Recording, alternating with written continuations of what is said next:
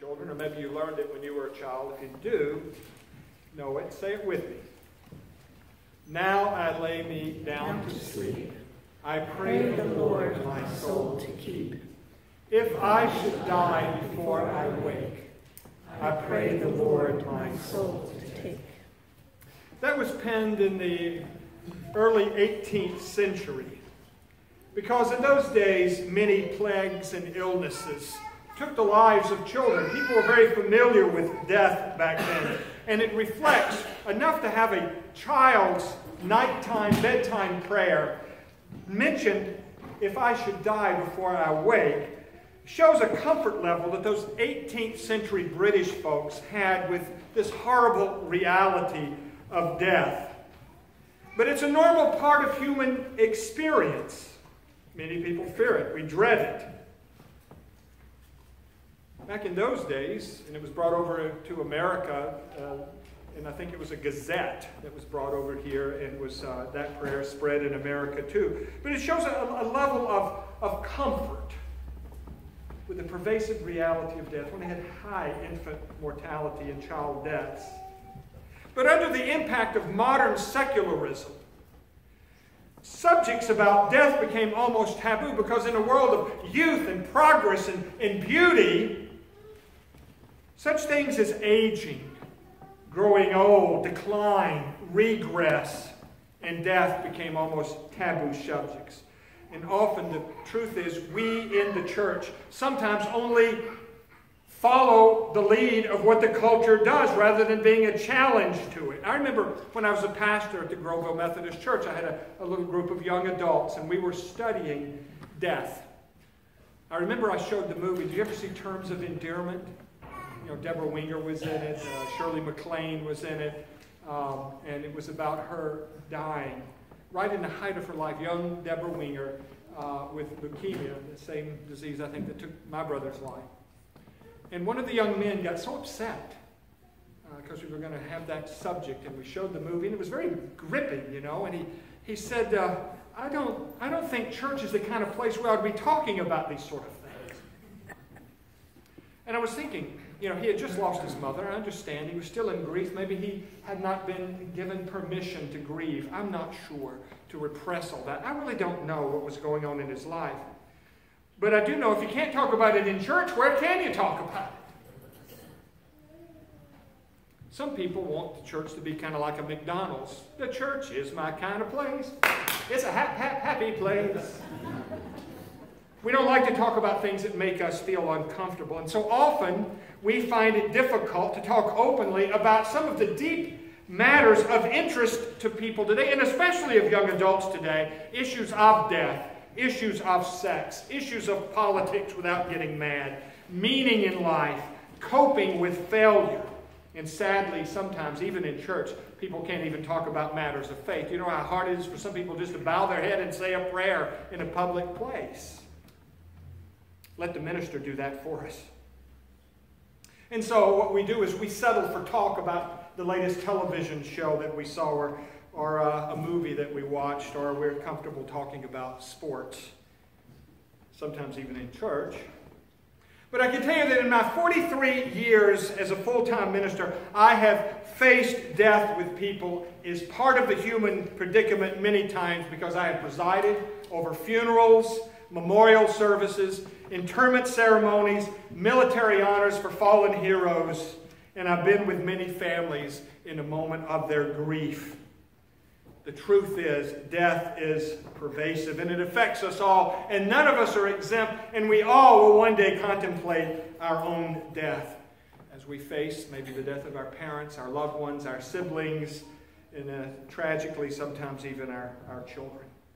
But the truth is, death occupies a major role in Christianity, because the centerpiece of our faith that is exhibited right here has something to do with that Jesus died. And we confess our faith by saying, Christ has died, Christ has risen, Christ will come again. And this season of Lent, of Holy Week, of Maundy Thursday, of Good Friday, and of Easter becomes a center stage performance for us. Jesus even explained that death is tied up with the most important thing is love. He said, no one has greater love than this, than to give up one's life for a friend. And he said, and you are my friends. And on this board over here, and on this board it's less lit over here, because the light burned out this morning, we have heroes who gave their life for their friends. I know that you've all heard stories of soldiers who would fall on a grenade to save the life of his entire platoon, or maybe a soldier that would go out into the battlefield to drag a wounded buddy home and he's killed in the process. But he did it because of love and duty. It was just over a week ago, on March the 24th, in France, that Lieutenant Colonel Arnaud Beltrame, a police officer of 45 years old, asked to take the place of a hostage during a hostage-taking situation at a Super U supermarket in Trebes. He gave his life. He was shot in the neck and died of his wounds because he chose to take the place of a woman hostage, that they let the woman go. Now, at the very center of Christian faith stands the Easter cycle. And Easter has to do with death, a brutal death. And remember, there was no resurrection, nothing to celebrate if there had not been that death. And that death that we are talking about, that is depicted in 3 little crosses on that hill right there, wasn't an antiseptic death either, with clean sheets, with hospice care, resting comfortably by an injection of morphine. Our story is actually very horrifying. It's a story, and it's a grand story of the very Son of God who came and lived among us, showed love, ate with sinners, healed people, and for his work, he faced the cross, willingly giving his life for us, his friends. And what does that story include? It includes suffering. The agony of prayer as he sweated drops of blood in the Garden of Gethsemane. And then the betrayal, which was deeply painful. If one of your very own friends that had walked with you and been with you and eaten bread with you betrays you for money and seeks you out with an army following him, a police force with cudgels and whips to bind you that night. And then there's that trial that Jesus went through that we read about on Thursday night. And then, most painful, is one of his closest friends denied him not once but 3 times and swore and cursed, "I don't even know the man." And then there was the mocking and the scourging and the whipping, that if you saw the Passion of Christ, you get a feel for how horrible Roman scourging was. And then what our choir sang about in one of our songs at the cantata last week, the Via Dolorosa, the way of suffering, is Christ, broken and bruised and beaten and spat upon, the crown of thorns crushed into his head, walked that way of suffering, the Via Dolorosa. And then he was fastened to that cross with nails. And then in the agony of the cross was not something that was a play act. He yelled out, "I'm thirsty!" as the body cried out for liquids. And then the cry of dereliction, that we have to hear it in the very gut of us to say, my God, why have you forsaken me?" And then the final giving up of his life with, "It is finished. And into your hands, O God, I commend my spirit." And then to be sure he was dead, they rammed the spear into his heart through his side, taken from the cross and shrouded with cloths and spices, laid in Joseph of Arimathea's tomb, and sealed with a cold stone. Saturday passed. There was quiet. There was shock. There was grief. If you had watched your own friend, and in Mary's case, her own son, beaten and tortured and crucified until the life was beaten out of him. And then there was early Sunday morning. When just a few women get together with tears in their eyes and take a few spices and hope to go down there and hope someone will help them get into the tomb and anoint the body of Jesus.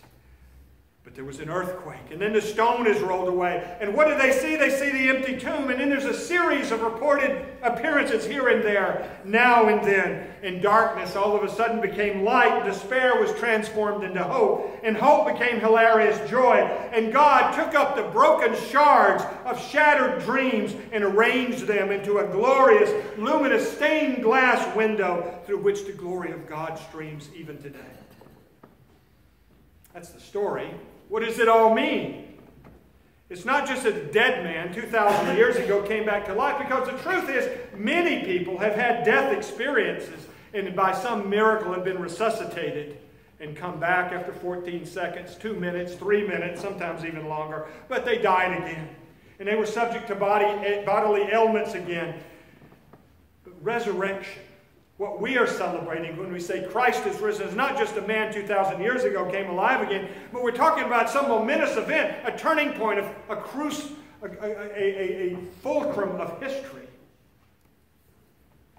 where the new creation has already begun to break into this world in this time and place. The new creation that we're waiting for at the end has already begun. And it was more than just the new creation. It's the very vindication of Jesus. He was declared to be the Son of God by the resurrection of the dead. Everything they had lied about him, everything that had said about him was not true. He was not a blasphemer. He was not demon-possessed. He was not leading the people astray. He was not treasonous against Caesar. And so death, injustice, hate, lies did not have the last word. But the vindication of Jesus, this one, is the one in whom God has put his stamp of approval. And it means something else. Death itself, that we started talking about, has lost its very sting. I heard a great story one time about a dad and his child sitting in the car seat. And as they're driving along, the child begins to scream. He says, "What's wrong?" And there was a wasp floating around, flying around, flying around. The child was just terrified. You talk about terror. He was terrified. And the father waved the thing up, and it got on the front windshield, and it's going up and down, and the child is crying, and the father crushes it with his hand. And then he takes it off. And the bee flies around again. And the child says, "Ah, the bee is going to get me." He says, "Don't worry, son. Look, the sting is in me. It's lost its sting. I took it for you." But it's even more than that. Not only is a new creation breaking in and the vindication of Jesus as the Christ, but death has lost its sting, and we too will share in the immortality of Christ. It's a gift. Christ guarantees it. Those who put their faith in him, though they die, yet shall they live. Whoever lives and believes in me never really dies. I quote that at funerals to let us know that death for us is not a period, full stop. It's a dash. There's more life to come. Now, these disciples that we're so excited about, we read about, believe me, they didn't come to this all of a sudden in just a few moments. These realities unfolded over a few days, because those first disciples were not confident, were not hopeful, were not joyful people right at the first. In fact, the first response was one of fear. Those women who first came, not expecting an open tomb, they expected to see the dead Jesus there 3 days into his death. But they witnessed an empty tomb, and they received a message, a strange message from Mark says a young man. Was he an angel? And they fled, but they said nothing to anyone. They said they were terrified, and it said nothing to anyone because they were afraid. And did you know the original ending of the Gospel of Mark ended at verse 8? They said nothing to anyone because they were afraid. But the reason that Mark was written was not to keep people in fear, but to say something has happened since the time that they were keeping their mouths shut because they were afraid. It finally got out, and it became pervasive reality. But Mark's gospel reports that fear preceded their faith. That confusion came before their hope. That distress paved the way for love.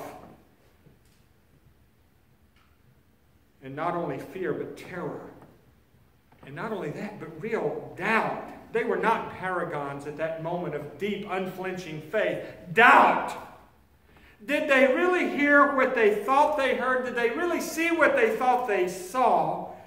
Can we believe our own eyes and ears? I mean, Thomas, that's one of the stories that comes up in the next week or so in the lectionary. Thomas said, "I really don't believe you." They said, "But he's appeared to us. We saw him." "Oh no. I'd not believe until I can actually feel the nail prints in his hands. I want to put my hand on his side. I want to see where he was pierced by that spear." Thomas was full of doubt, and the Gospels are very honest about doubt. Have you ever doubted? Do you know I struggle with it all the time? Do you know I renegotiate my faith many times in my life? A young guy named Jimmy was in my church in Atlanta. He said, Pastor Kim, I need to talk to you. He said, do you really have to believe Jesus Christ rose from the dead to be a Christian? I said, well, Jimmy, I think that it's pretty central to our faith. But he was wrestling with that.